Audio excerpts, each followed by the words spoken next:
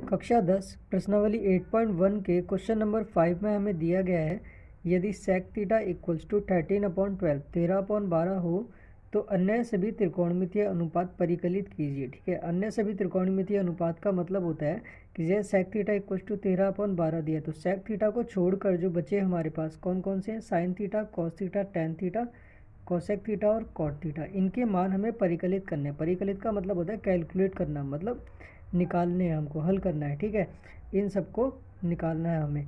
तो वो हम कैसे निकालेंगे, हमारे पास दिया है हमें सेक थीटा इक्वल्स टू 13/12।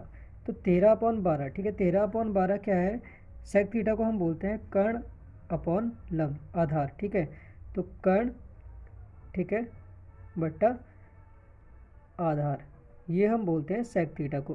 अब देखो यहाँ मैंने ये सारे के सारे लिखे हुए हैं कि साइन को क्या बोलते हैं, कॉस को क्या बोलते हैं और टेन को क्या बोलते हैं। ठीक है, और ये तीन जो हैं वो इसके ही अपोजिट होते हैं। जैसे कोसेक जो है वो साइन का अपोजिट होता है, कोसेक को हम, साइन का होता है लंब बट्टा कर्ण, तो कोसेक को हम बोलते हैं कर्ण बट्टा लंब, इसका उल्टा हो गया। ऐसे ही सेक जो है वो कॉस का उल्टा होता है और कॉट जो है वो टेन का उल्टा होता है। ठीक है, अब यहाँ पे देखो हमें थीटा हमने माना है एक हो, तो थीटा के ठीक सामने वाली जो लाइन होती है इसको हम बोलते हैं लंब। ठीक है, अगर थीटा यहाँ होता तो इसके सामने वाली लाइन होती ये, तो इसको लंब बोलते हैं। अब हमने थीटा यहाँ माना है तो इसके ठीक सामने वाली जो रेखा है वो ये वाली है, इसको हम बोलेंगे लंब। और इसके साथ में जो ये रेखा होती है इसको बोलते हैं हम आधार। ठीक है, और जो इस समकोण त्रिभुज की जो सबसे लंबी रेखा होती है, ठीक है, ये वाली जो रेखा है इसको हम बोलते हैं कर्ण रेखा। ठीक है, अब हमें देखो यहाँ पर जो सेक थीटा दिया है वो 13/12 दिया है, तो सेक थीटा होता है कर्ण अपॉन आधार, तो कर्ण का मान हो गया 13, कर्ण कहाँ पर है, यहाँ पर ये, तो ये हो गया 13। ठीक है, और आधार हमें दिया है 12, इसका मतलब हमें BC फाइंड करना है। ठीक है, BC मतलब इसका लंब फाइंड करना है, तो वो हम कैसे करेंगे, पाइथागोरस थ्योरम के द्वारा, पाइथागोरस प्रमेय। ठीक है, तो यहाँ पे हम यूज़ करेंगे पाइथागोरस प्रमेय। ठीक है, पाइथागोरस थ्योरम क्या होती है, कर्ण का स्क्वायर, ठीक है, इक्वल्स टू लंब का स्क्वायर प्लस आधार का स्क्वायर। तो कर्ण हमें क्या दिया है यहाँ पर AC, ठीक है, AC का स्क्वायर, लंब क्या दिया है BC, तो BC का स्क्वायर प्लस आधार क्या दिया है AB, तो AB का स्क्वायर कर देंगे। अब AC हमें यहाँ पर कितना दिया है 13, तो यहाँ आ जाएगा 13 का स्क्वायर।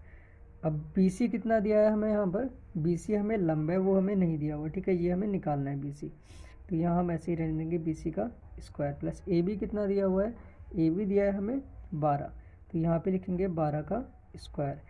अब यहाँ 13 का जो स्क्वायर होता है वो होता है 169 इक्वल्स टू, यहाँ लिखेंगे BC का स्क्वायर प्लस 12 का जो स्क्वायर होता है वो होता है 144, मतलब 12 की 12 से गुणा करना। ठीक है, और यहाँ पर 13 की 13 से गुणा करके 169 आ गया, तो 169, ये प्लस का इधर की साइड में आएगा तो माइनस का हो जाएगा, तो 144 इक्वल्स टू में BC का स्क्वायर चल रहा है।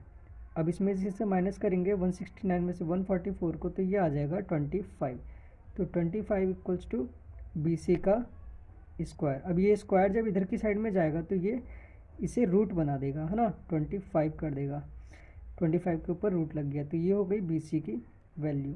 अब रूट जो है वो स्क्वायर से कट जाता है, अगर हम 25 को लिखें तो क्या लिख सकते हैं 5 का स्क्वायर, क्योंकि 5 इंटू 5 कितना होता है 25, तो ये 5 का स्क्वायर लिख सकते हैं इसको, है ना, ये 25 के बराबर होता है, तो ये हो गया इक्वल्स टू BC।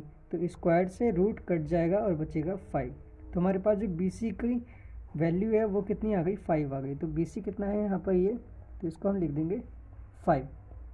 अब हम सारे के सारे त्रिकोणमितीय अनुपात जो है वो यहाँ से निकाल सकते हैं। जैसे साइन थीटा को बोलते हैं हम लंब बट्टा कर्ण।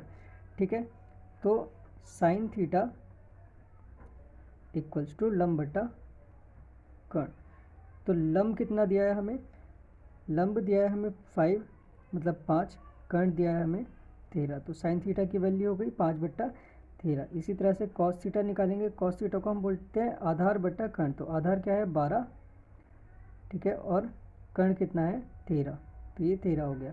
इसी तरह से टेन थीटा लिखेंगे, टेन थीटा इक्वल्स टू लंब बट्टा आधार, तो लंब क्या है 5 और आधार क्या है 12, तो टेन थीटा का मान हो गया 5/12। इसी तरह से हम ये बाकी के लिखेंगे कोसेक थीटा। कोसेक को क्या बोलेंगे, कर्ण बट्टा लंब। तो कर्ण कहाँ है, 13/5, तो ये आ गया 13/5। कोसेक सेक हमें दिया हुआ है और बचा लास्ट कॉट। तो कॉट हमें दिया है आधार बट्टा लंब, तो आधार बट्टा लंब।